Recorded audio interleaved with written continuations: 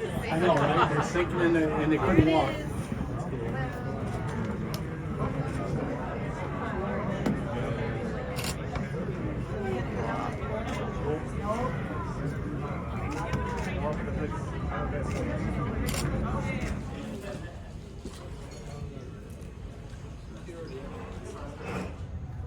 Alright. So I know Icelandair has the 767s. Is Icelandair looking at replacements for those as they go up in cycles, or are those kind of on the younger side of the thing? Ultimately, our fleet is kind of in transition right now, and we will eventually transition into new aircraft. The Maxes 8 and 900 series are still on order. We still have a few of those, and then of course our new order for the Airbus, which is coming, will gradually filter out the older aircrafts and bring in the new fleet. Okay. I know you just mentioned the A321s. When are those expected for delivery? Those are, I believe, about 5 years away. So Okay. it's not tomorrow. Right. But we're starting to plan around that delivery. So it's 3 to 5 years. So it'll be a while before the 75s are completely gone. It'll still be a while before they're completely gone. Right. You have Maxes already. Why did you decide to do the A321 versus ordering more 737 Max? Well, we have more Maxes on order still, but the 321 XLR particularly will give us a longer range and kind of diversify our network. It'll give us the ability to fly a little bit further destinations, and we're kind of planning on the opportunities that we're going to have around that to broaden our destinations. I know with the new liveries, especially on the forward of the tails, they have different colors. What do those colors represent? The colors were kind of representative initially of Northern Lights. So there's the green and the blue and the pink. So it's kind of built around the colors of Iceland and Northern Lights.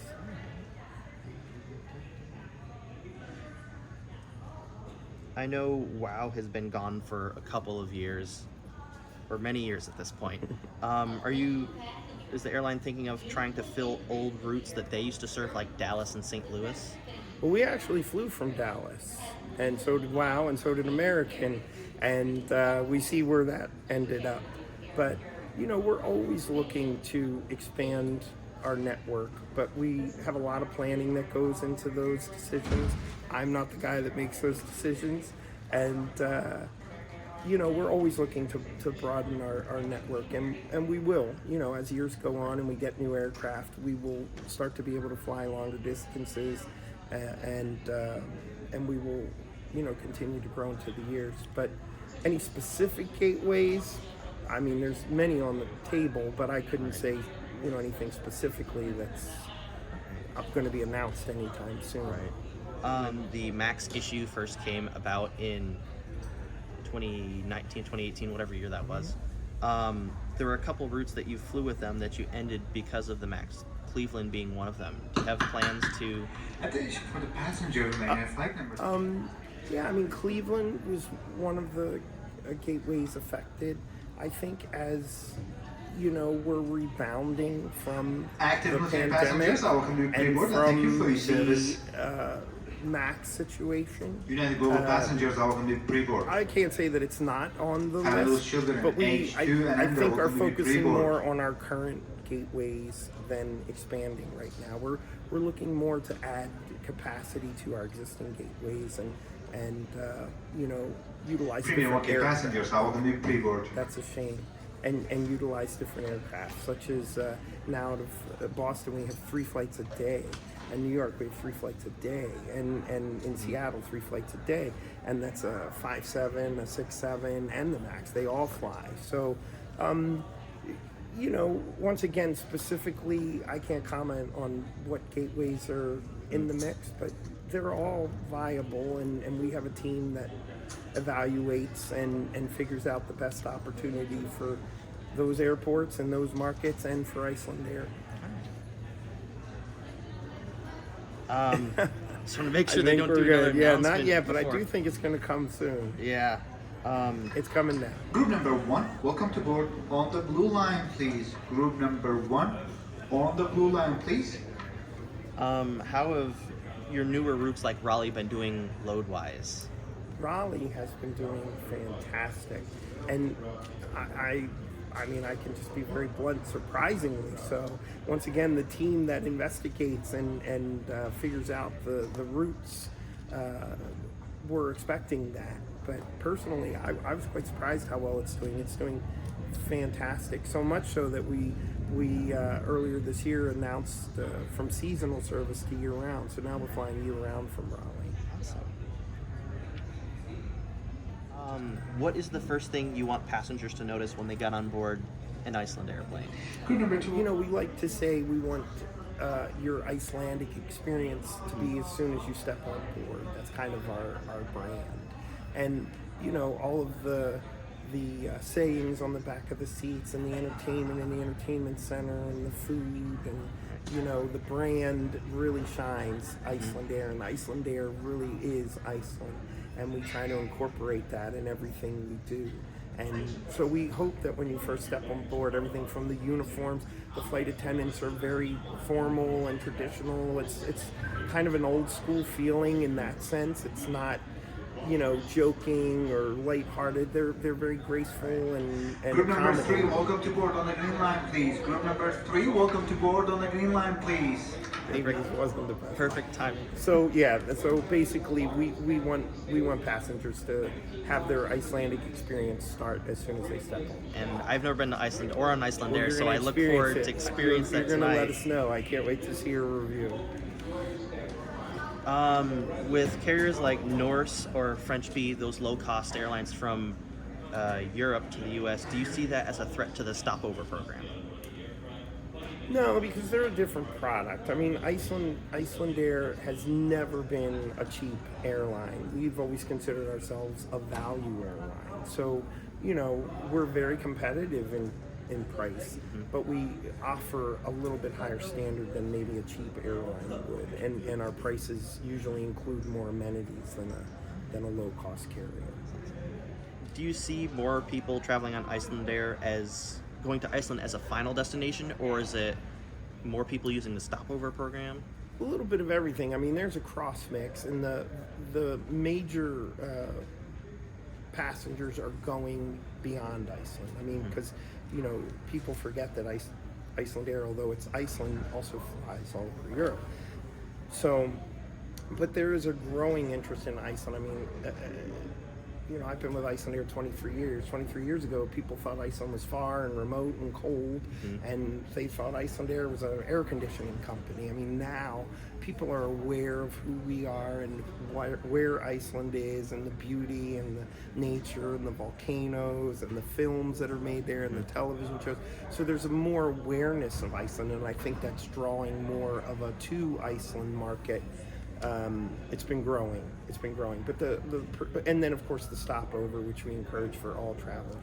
But it's a healthy balance. Group number 4, welcome to board. That's what I'm saying. But it's a healthy mix of to, via, and destination at Iceland. Stopover.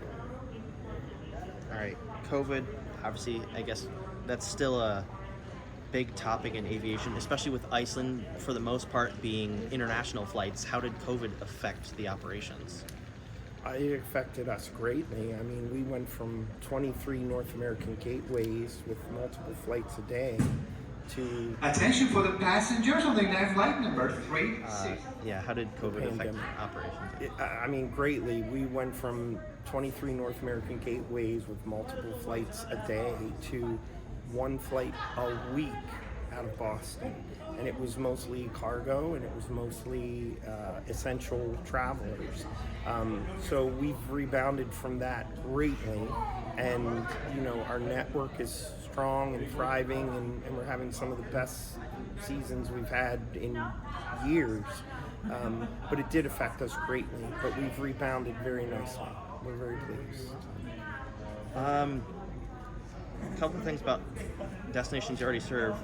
Kangerlussuaq and Nuuk are opening new runways at the end of this year. I know you guys already fly to at least Nuuk. Do you plan on increasing that aircraft to the Q400, or are you good with the Dash 8-2? I think that's something that will have to be evaluated because Greenland is trying to grow their market as well, and Iceland is a perfect carrier, destination to go through to get to Greenland. So I think that remains to be seen, but I do feel that Greenland will be a growing market and will somehow fit into that mix in the future. And do you guys have a partnership with them at all, or with Air Greenland? Not with Air Greenland. We still operate independent of that. Our flights are separate from theirs.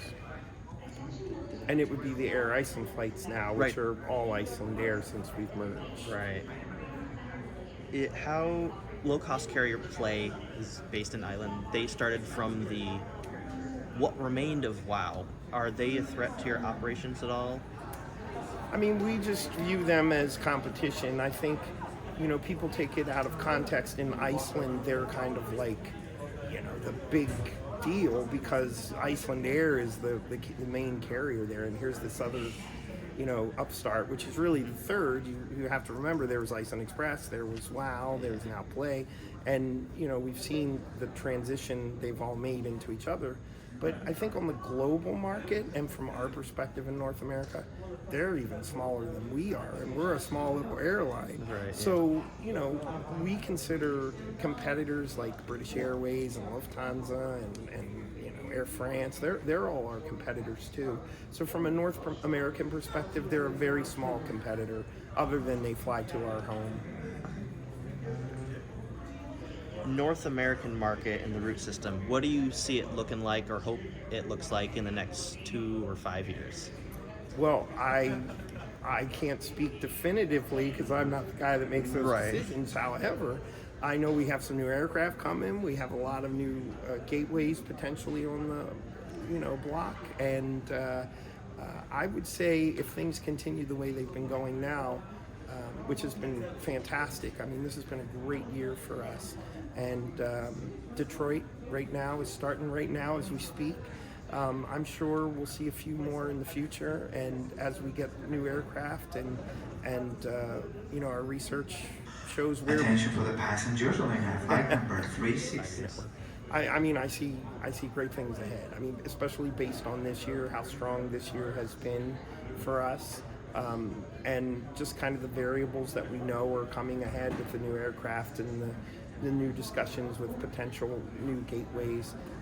I would say 2 to 5 years, it should be a very impressive time for us, or at least I certainly hope so. What is one thing that you think Icelandair could improve on, in whether it's regards to onboard or aircraft or really anything? I mean, I think we're great, and I think our passengers do as well. There's one discussion topic, and there's pros and cons to both of them, and that's a very good question. Lie flat beds. Why don't we have them? Right? Everyone wants to know. First of all, most of our flying time, including this one, is about 5 hours, and most of our flights, although they're in the evening, you get there in the morning, and there's usually a meal served, so you don't really have too much time to get comfy and go to sleep. And it would also have to fit in with the network of those aircrafts would then serve a 2-hour flight to and from London. Do we want to have a lie flat bed on those flights that aren't necessarily needed? So, but that's a hot topic. I wonder that. I mean, I see both sides to it, but if I were to say one thing, I think it would be cool if we had lie flat beds, but I don't know that that's going to be sold to the higher ups. Okay. Last question. It's kind of a fun topic I do during all the interviews. If you or the company had unlimited funds, unlimited money, what would you hope to see happen with that? As far as the route or the planes? Or It's up to you. It can be, aircraft we could orders. do anything. Yeah, anything. I mean, obviously, we'd love to break into markets like, Asia and maybe Africa, and it's a big world, and I'd love to see us expand that we can really reach a global market, both to and from Iceland and to and from North America, to kind of expand us as an airline. I think the aircraft that we've been needing, the 757 was our dream child. I mean, that was a perfect plane for our network. And if they still made them, we'd still be buying them. And our friends at Boeing know that. So, maybe broaden our horizons on different aircraft, but we're starting to kind of do that. So I think we're already headed in that direction. That's all the questions I have. Thank you for talking. Thank you. Thanks for speaking with us. Good to talk with you. Yay, we did it. Oh, I can't leave my book.